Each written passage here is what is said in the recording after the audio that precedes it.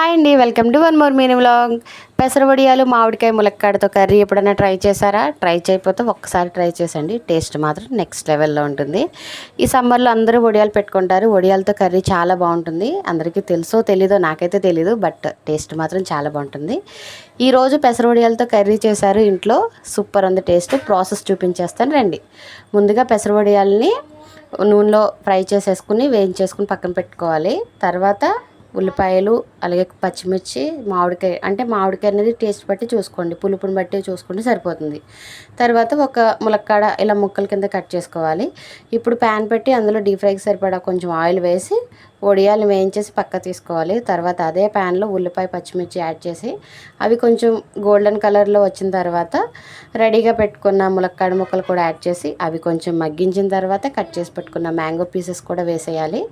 అవి వేసేసిన తర్వాత అందులో టేస్ట్ సరిపడిన సాల్ట్, అలాగే కారం, పసుపు కూడా యాడ్ చేసేసుకొని కలిపేసి మళ్ళీ మూత పెట్టేసుకోవాలి.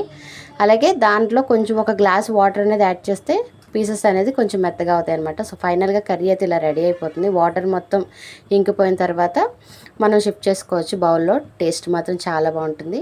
వీడియో నచ్చితే లైక్ చేయండి, మన ఛానల్ని సబ్స్క్రైబ్ చేసుకోండి. Thank you, bye bye.